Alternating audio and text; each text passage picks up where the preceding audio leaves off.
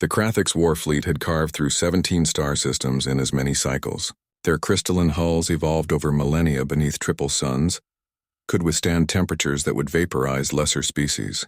Their plasma cannons had reduced entire colonies to ash. The insectoid warriors stood 3 meters tall, their exoskeletons capable of surviving hard vacuum. They were apex predators of the galaxy, and they knew it, until they met humanity. Commander Orla Chen stood on the bridge of the UESS Indomitable, her fingers drumming against the tactical display. The holographic projection showed the Krathix fleet, 47 warships arranged in their traditional mandala formation, surrounding the human colony of New Perth like a noose tightening around a throat. "They're hailing us again," Lieutenant James Reeves reported from the communication station, his jaw set tight. "Same message. Surrender or be exterminated." Orla's dark eyes narrowed. She'd studied the Krathix for 3 years since first contact. She'd read their cultural archives, watched their victory celebrations, analyzed their military doctrine. They were conquerors, certainly. Brutal, absolutely. But they operated on a logic that was comprehensible. Territorial expansion, resource acquisition, the elimination of potential threats. They'd made one critical miscalculation. They'd assumed humans were potential threats. They had no idea humans were inevitable ones. "James, open a channel," Orla commanded. "All frequencies. I want every ship in their fleet to hear this." The young officer's fingers danced across his console. "Channel open, Commander." Orla leaned forward, her voice calm and cold as deep space. "Krathix Fleet Commander, this is Commander Orla Chen of the United Earth Space Service. You have 15 minutes to break formation and begin retreat from New Perth's orbital space. This is your only warning." The response came in the clicking, chittering language of the Krathix, translated by the ship's AI into flat mechanical English. "Weak shell creature, you pilot one vessel against our armada. Your mathematics are broken. Surrender and your death will be swift." James looked back at Orla, his expression grim. "They're not taking us seriously, Commander." "I know," Orla replied, a ghost of a smile touching her lips. "That's the point. Helm, bring us about." Heading 270 Mark 6. Full burn. The Indomitable pivoted with grace that belied its massive size.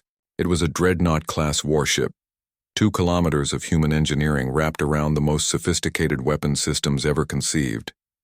But it was more than that. It was a statement. It was humanity's answer to a galaxy that had been fighting wars the same way for 10,000 years. The Krathix fleet adjusted their formation, their largest ships moving to intercept. Plasma cannons began charging with audible hums that resonated through the vacuum, picked up by the Indomitable's sensors.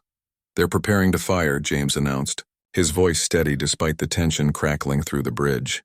"Multiple target locks. Commander, they're going to hit us with everything." "Let them," Orla said simply. The Krathix fleet opened fire. Superheated plasma lanced across the void in brilliant streams of destruction.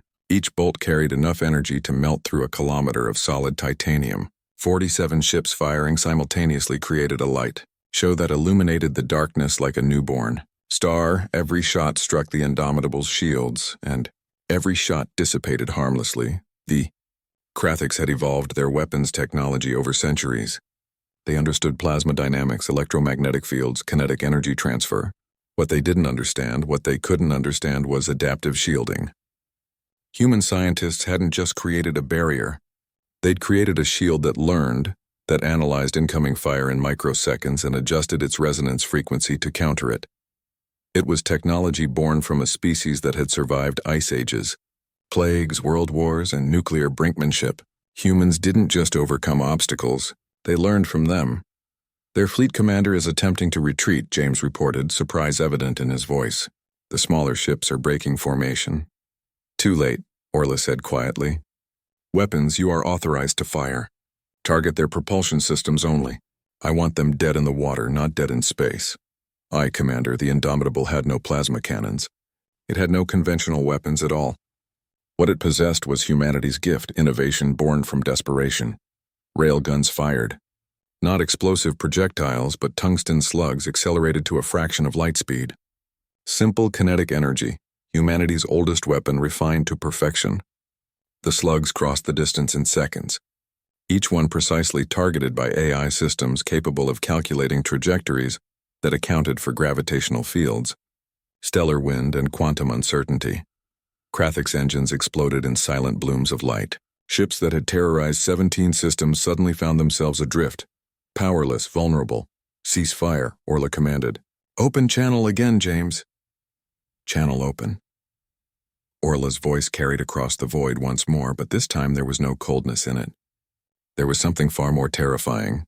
Compassion mixed with absolute certainty. "Krathik's fleet, you came to our space believing us weak because we are younger, because our shells are soft, because we seem fragile. You're not the first to make that mistake, and you probably won't be the last. But understand this. Humanity didn't crawl to the top of our food chain by being the strongest or the fastest. We did it by being the most adaptable, the most relentless, and the most creative problem solvers in our planet's history. You brought war to our doorstep. We brought evolution to yours." She paused, letting her words sink in. "You have two choices. Accept our rescue operations and negotiate a treaty, or drift here until your life support fails. Choose wisely." Silence stretched across the battlefield. The Krathik's fleet hung motionless in space, their crystalline hulls reflecting the distant sun. Below them, New Perth's 3 million colonists watched and waited. Finally, the Krathik's fleet commander's transmission came through, the translation software struggling with concepts that didn't quite exist in their language. "We accept. We will negotiate." James exhaled slowly, tension draining from his shoulders. "Commander, we did it. They're standing down." Orla nodded, but her expression remained thoughtful.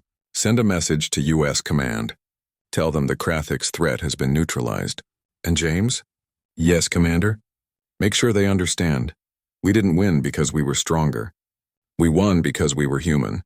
That's the message that needs to spread across every system, to every species considering whether to test us." As rescue shuttles launched from the Indomitable to assist the crippled Krathik's vessels, Orla looked out at the stars. Humanity had been tested and had emerged victorious not through brutality, but through the same qualities that had carried them from caves to cosmos: adaptability, compassion, and the unwavering belief that every problem had a solution. The battlefield had fallen silent, and humanity stood victorious.